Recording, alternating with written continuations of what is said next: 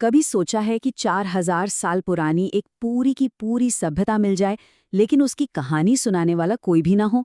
आज हम सिंधु घाटी के उन्हीं शहरों में झांकने वाले हैं जिनकी शाखा उनके ज्ञान का एक बहुत बड़ा दरवाजा हम पर बंद ही रहेगा। तो सवाल ये उठता है कि भाई अगर हम उनकी भाषा ही नहीं पढ़ सकते तो फिर हम उनकी कहानी जानेंगे कैसे? इसका जवाब हमें मिलता है पुरातत्व यानी आर्कियोलॉजी में। हमें जासूस बनकर उनके छोड़े गए सुरागों से ही उनकी दुनिया को फिर से जोड़ना होगा। तो चलिए एक जासूस की तरह उनके छोड़े गए सुरागों को जोड़ते हैं। उनके घर, उनके बर्तन, उनके शहर, हर चीज एक पहेली का हिस्सा है। तो किसी भी जांच को शुरू करने के लिए सबसे पहले ये समझना जरूरी है कि ये सब हुआ कब और कहाँ। चलिए इस प्राचीन दुनिया का एक नक्शा बनाते हैं। आर्कियोलॉजिस्ट ने इस पूरी सभ्यता को 3 हिस्सों में बांटा है। सबसे पहले प्रारंभिक हड़प्पा, जब गांव और बस्तियां धीरे धीरे बस रही थीं। फिर आता है परिपक्व हड़प्पा का दौर। ये इस सभ्यता का गोल्डन पीरियड था, जब बड़े बड़े शहर बनी। और आखिर में उत्तर हड़प्पा, जब इस महान सभ्यता का सूरज ढलने लगा।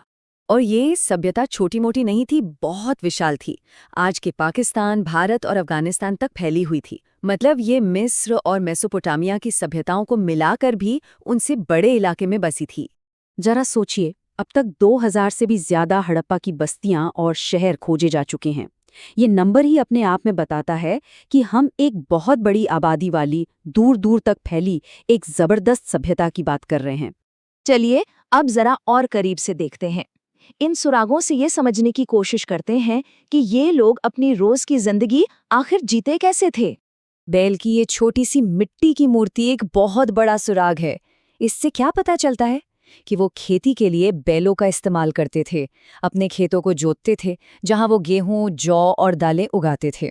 एक पुरातत्वविद थे ऑर्नेस्ट मके। उन्होंने एक बड़ी मजेदार बात लिखी। उन्हें कुछ ऐसे पत्थर मिले जिनके बारे में उन्होंने कहा कि मजदूरों ने इन्हें सालन पत्थर का नाम दिया है, क्योंकि लगता था कि इन पर मसाले पीसे जाते होंगे। और ये रहे वो असली सालन पत्थर। मतलब ये वो सिलबट्टे हैं जिनका जिक्र मैके कर रहे थे। ये छोटी सी खोज हमें बताती है कि उनके खाने में स्वाद और मसालों की कितनी अहमियत थी। एक ऐसी आदत जो आज भी इस पूरे इलाके की संस्कृति का कितना बड़ा हिस्सा है ना? अच्छा, अब चलते हैं सबसे हैरत अंगेज सबूत की तरफ, उनके शहर। जिस तरह से वो अपने शहर बनाते थे, वो उनकी इंजीनियरिंग और दूर की सोच का सबसे बड़ा प्रमाण है। मोहनजोदाड़ो जैसे शहर कोई अपने आप नहीं उगाए थे। इन्हें बाकायदा बहुत सोच समझकर प्लानिंग के साथ बसाया गया था। ये नक्शा देखिए, साफ पता चलता है कि शहर का हर कोना एक बड़े प्लान का हिस्सा था। उनके ज्यादातर शहरों का डिजाइन 2 हिस्सों में बटा होता था। एक छोटा, ऊंचा हिस्सा जिसे दुर्ग या सिटिडल कहते हैं। शायद यहाँ शासक वर्ग रहता होगा या बड़े बड़े आयोजन होते होंगे। और दूसरा एक बड़ा निचला शहर जहां आम लोग रहते थे। ये बंटवारा ही एक बहुत ही व्यवस्थित समाज की तरफ इशारा करता है। तो उनकी प्लानिंग की सबसे बड़ी पहचान क्या थी?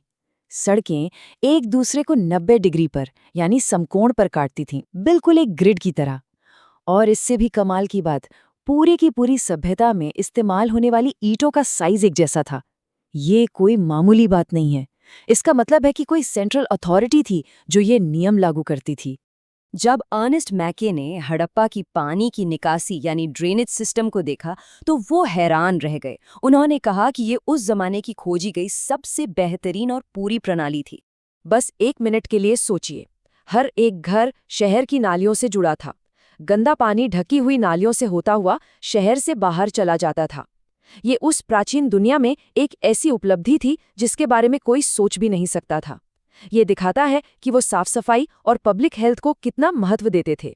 तो इतना सब कुछ जानने के बाद भी हड़प्पा सभ्यता की कहानी अभी खत्म नहीं हुई है, बल्कि कई बड़े सवाल तो आज भी इतिहास की परतों में दबे हुए हैं।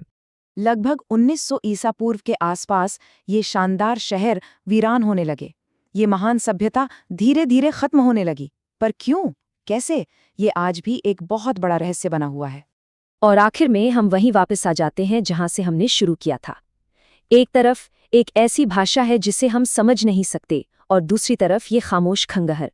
उनकी लिखी बातें समझे बिना हम सिर्फ इन पत्थरों से ही अंदाजा लगा सकते हैं। उनके विश्वास, उनकी राजनीति और उनके पतन का असली कारण। सब कुछ एक रहस्य बना हुआ है।